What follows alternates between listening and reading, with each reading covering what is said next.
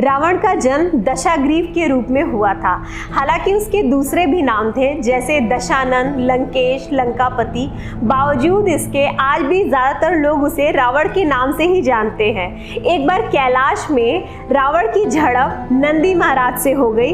गुस्से में आकर नंदी महाराज ने रावण को श्राप दे दिया। श्राप के रूप में रावण का पल्ला पड़ा हनुमान जी से।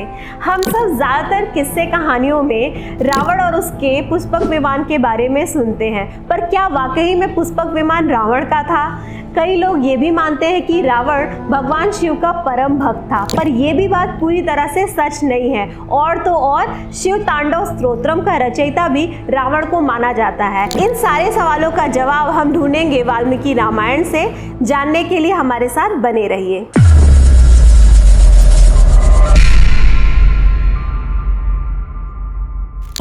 माँ सीता की खोज में जब हनुमान जी लंका पहुँचे और पहली बार उनका सामना रावण से हुआ, तो हनुमान जी को देखकर रावण दंग रह गया। एक पल के लिए उसे लगा कि कहीं ये भगवान शिव के वाहन नंदी महाराज तो नहीं। रावण का ऐसा सोचना वाजिब भी था। एक बार की बात है, जब रावण कुबेर को हराने के बाद कैलाश में और उसके आसपास की जगहों में घूम रहा था, तो उसकी नंदी के साथ दिलचस्प झड़प हुई और आखिर में उसे वो नाम मिला जिसे दुनिया आज भी जानती है, रावण। दरअसल जैसे जैसे रावण ताकतवर होते जा रहा था, उतना ही अत्याचारी और दुराचारी बनते जा रहा था। बिन वजह निर्दोष लोगों को, ऋषि मुनियों को अपने आतंक का शिकार बना रहा था। रावण की इस हरकत को देख एक बार उनके सौतेले भाई कुबेर देव ने अपने दूत को भेजा और उसके माध्यम से समझाने की कोशिश की कि जो लोगों पर अत्याचार का काम कर रहे हो वो अधर्म है और इसका परिणाम काफ़ी भयावह हो सकता है।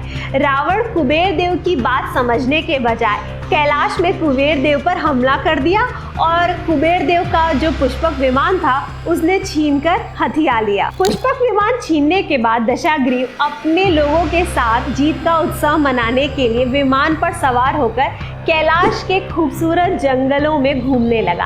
अचानक एक स्पेसिफिक जगह पर पहुंचा जहां विमान रुक गया और आगे बढ़ ही नहीं रहा था। इस बार दशाग्रीव विमान से उतरा और चारों तरफ देखने लगा, समझने की कोशिश कर ही रहा था कि आखिर हुआ क्या है। तब तक एक छोटा मोटा काला और कह सकते हैं नॉट सो प्लीजेंट दिखने वाला प्राणी आया और दशाग्रीव से बोला कि तुम इस पर्टिकुलर जगह में प्रवेश नहीं कर सकते। ये भगवान शंकर की क्रीड़ा स्थली है, यहाँ किसी को भी आने की अनुमति नहीं है। ऐसा कहने वाले प्राणी कोई और नहीं बल्कि शिव के प्यारे नंदी थे। नंदी की बात सुनकर दशाग्रीव गुस्से से लाल हो गया और अहंकार पूर्वक पूछने लगा, शंकर? कौन शंकर? और नंदी की चेतावनियों को नज़रअंदाज करते हुए वो पहाड़ी की ओर ऊपर की तरफ बढ़ने लगा। नंदी ने एक बार फिर से उसे रोकने की कोशिश की और समझाने की कोशिश की। इस बार दशाग्रीव ने न सिर्फ नंदी की बातों को इग्नोर किया बल्कि उनका वानर जैसा रूप कहकर मजाक भी उड़ाने लगा। ये सुनकर नंदी महाराज को बहुत गुस्सा आया और उन्होंने दशाग्रीव को श्राप दे दिया। नंदी महाराज ने कहा, जिस तरह तुमने मुझे बानर कहकर मेरे रूप का मजाक उड़ाया है, एक दिन आएगा वैसे ही अत्यंत शक्तिशाली वानर आएंगे, तुम्हारे अहंकार को कुचलने के लिए जिम्मेदार होंगे। हनुमान जी को अपने दरबार में देखकर रावण को नंदी महाराज की वही श्राप याद आ गई। हालांकि उस समय रावण ने नंदी की बातों पर कोई ध्यान नहीं दिया और तो और वो अपने अहंकार में चूर नंदी महाराज से कहने लगा, किस अधिकार से शंकर इस स्थान का आनंद लेता है? क्या वो नहीं जानता उस पर मेरे जैसा बड़ा भय आ खड़ा हुआ है? इसके बाद उसने नंदी से कहा कि रुको और देखो मैं इस पर्वत को कैसे उखाड़ फेंकता हूँ जिसने मेरे विमान को रोकने का साहस किया है। इतना कहकर दशाग्रीव कैलाश को नीचे से उठाने और खिसकाने की कोशिश करने लगा। भगवान शंकर मुस्कुराते हुए रावण की ये सारी हरकतें देख रहे थे। उन्होंने खेल खेल में अपने पैर के अंगूठे को जमीन की तरफ दबाया। शिवजी के पैर के अंगूठे के वजन ने दशाग्रीव की मजबूत भुजाओं को दबा दी। राक्षसों का शक्तिशाली राजा दर्द से चीखने लगा। उसकी चीख इतनी तेज थी कि धरती हिलने लगी और उसकी शोर से तीनों लोगों के सभी प्राणी भयभीत हो गए। सभी प्राणी भयंकर रूप से वो शोर मचाने लगे, चीखने लगे। कैलाश पर्वत के नीचे फंसी हुई अपनी भुजाओं को छुड़ाने की कोशिश रावण बार बार करता रहा, लेकिन वो अपनी भुजाओं को छुड़ाने में असमर्थ था। लगातार दर्द के कारण रोता, चीखता।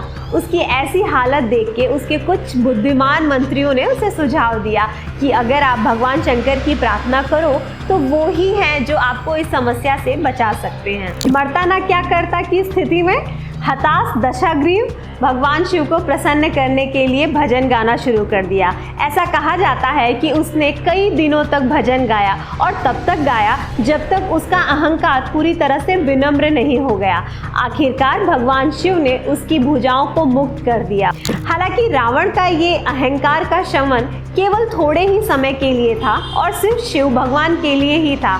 आगे भी उसकी अधर्म गतिविधियां जारी रही, क्योंकि उसकी चीख यानी राव से पूरी दुनिया चीख उठी। शिव ने उसे रावण नाम दिया, जिस नाम से आज भी उसे जाना जाता है। एक और पॉपुलर स्टोरी है जिसमें ऐसा बताया जाता है कि रावण ने कैलाश को उसके जगह से खिसकाने की कोशिश इसलिए की थी क्योंकि वो चाहता था कि लंका में शिव उसके साथ आकर रहे। ये भी कहा जाता है कि शिव को प्रसन्न करने के लिए रावण ने स्तुति स्वरूप शिव तांडव स्तोत्रम गाया। हालांकि इस बात का जिक्र कहीं भी वाल्मीकि रामायण में नहीं है। रावण किसी भक्ति या प्रेम के कारण नहीं, बल्कि हताश में शिव भक्त बना। पर भगवान शिव तो शिव हैं, वो अपनी भक्तों की भक्ति किसी भी तरीके से स्वीकार कर ही लेते हैं। अगर आप सबको मेरी ये स्टोरी अच्छी लगी हो तो प्लीज़ लाइक और शेयर करिए। आपका एक लाइक मुझे ऐसी कई और स्टोरी बनाने की प्रेरणा देता है। हरि ओम।